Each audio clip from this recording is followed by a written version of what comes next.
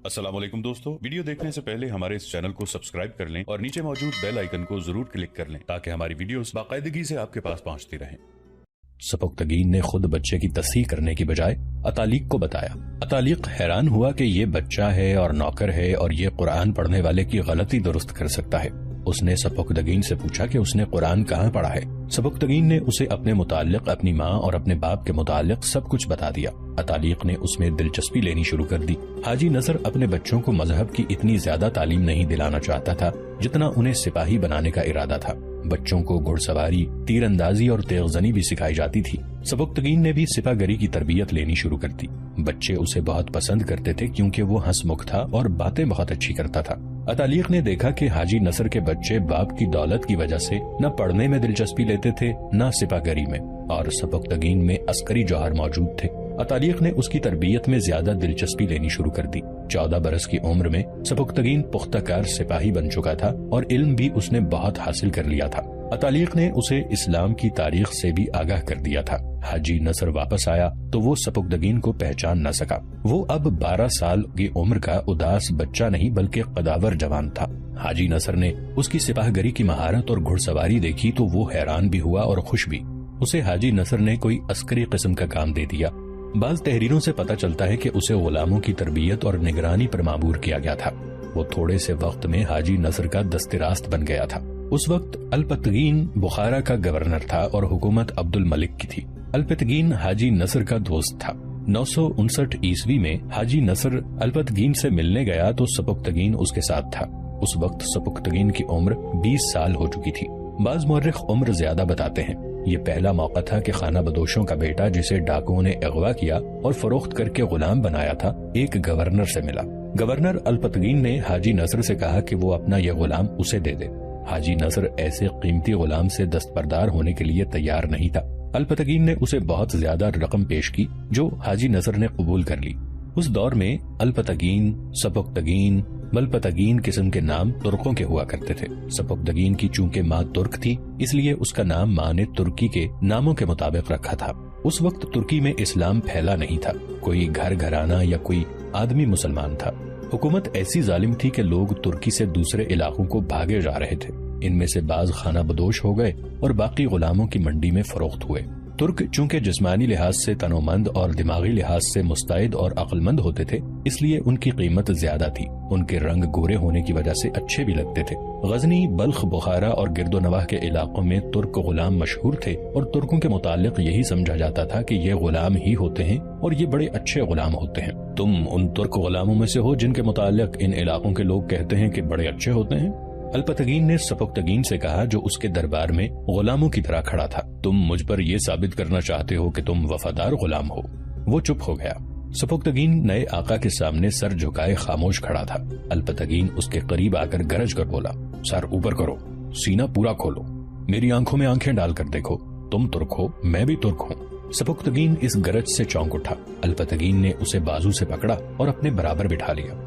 हाजी नसर ने मुझे बताया है कि तुम्हारे पास इल्म भी है, अमल भी।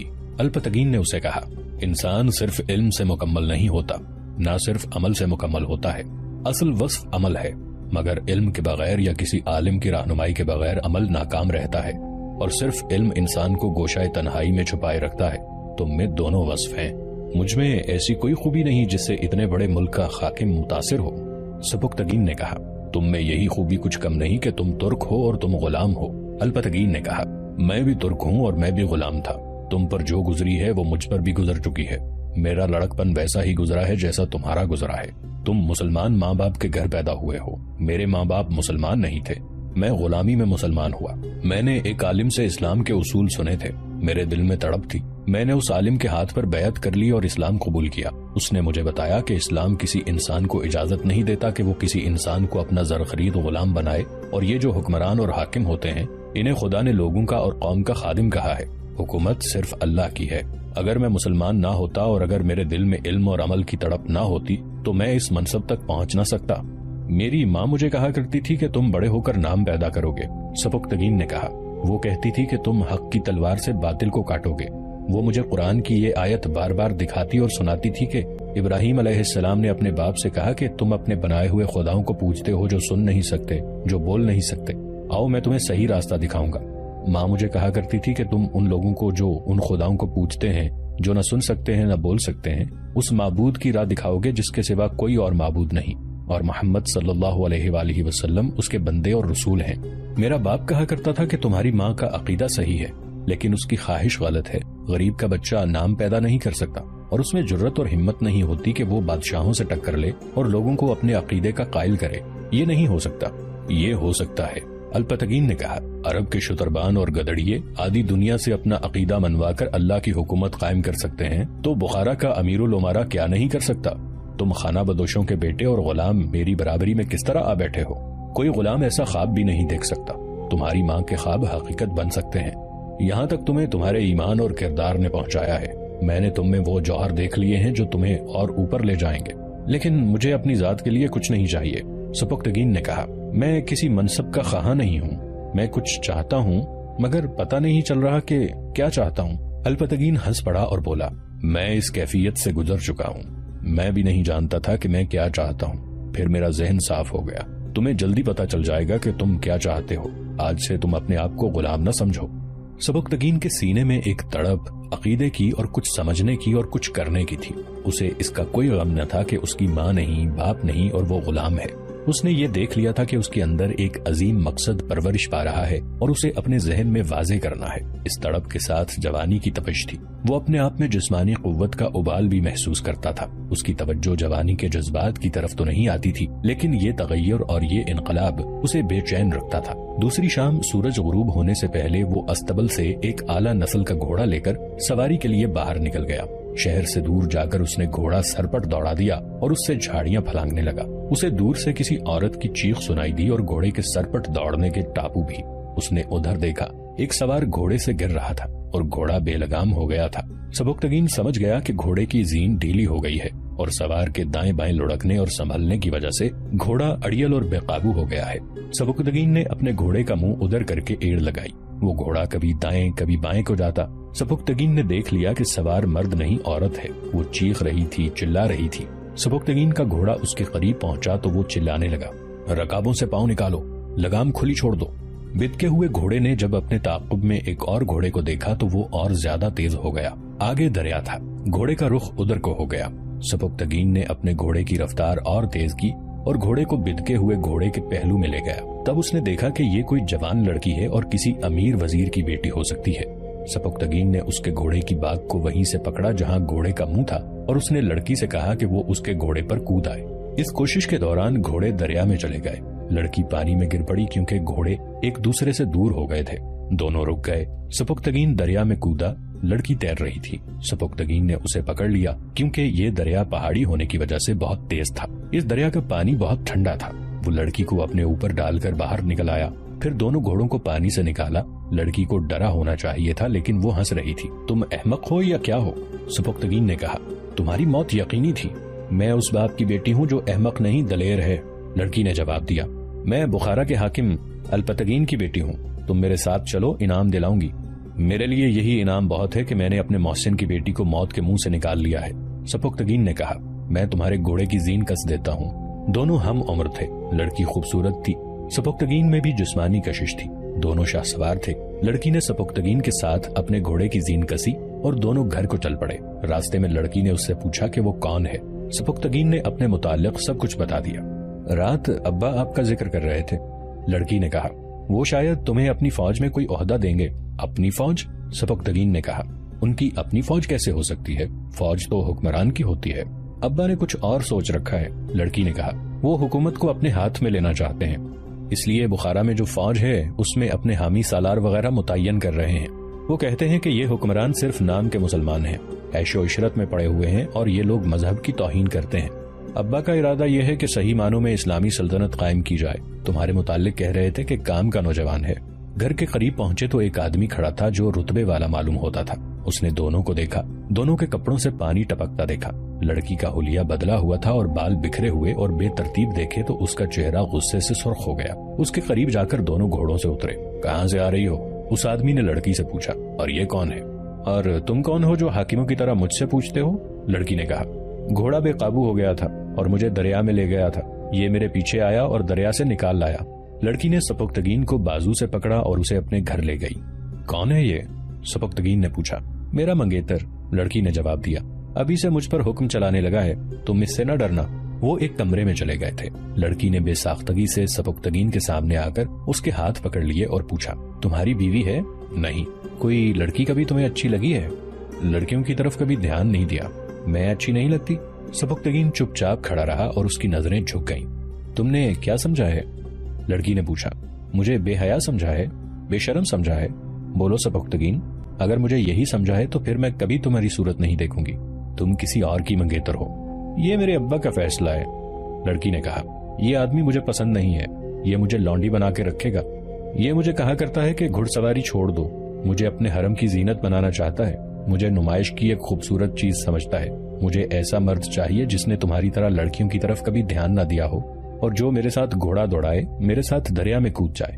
मैं हरमों के बादशाहों को बताना चाहती हूँ कि इस्लाम का जवाल उस रोज शुरू हुआ था जिस रोज तुमने औरत को सिंगार और ज़िबाइश की जंजीरों में बांध दिया था।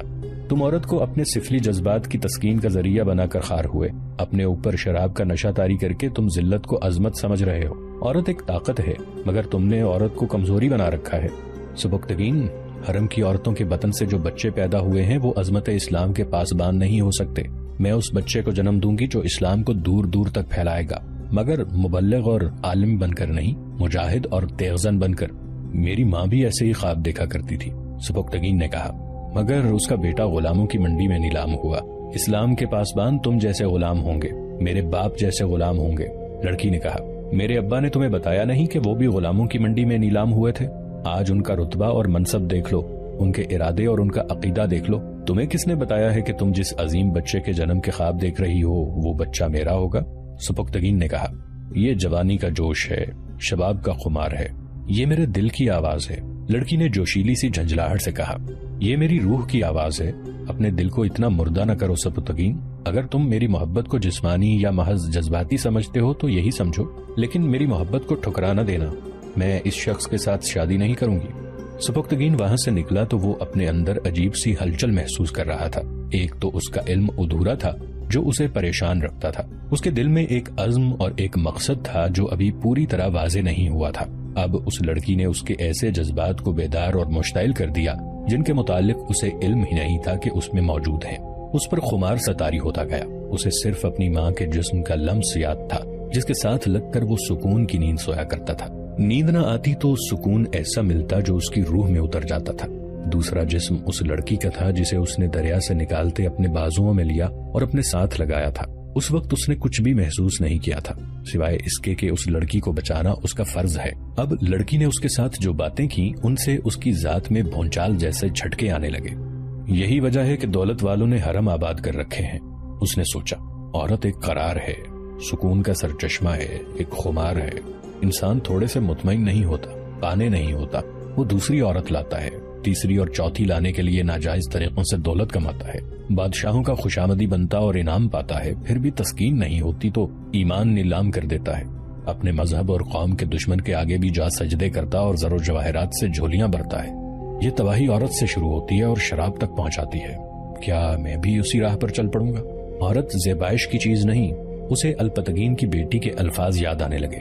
औरत बहुत बड़ी ताकत है जिसे इन लोगों ने अपनी बहुत बड़ी कमजोरी बना लिया है। सपुख्तगीन को अपनी माँ और उसकी बातें याद आने लगी और उसके अंदर वो कुव्वत बेदार होने लगी जो माँ ने पैदा की थी।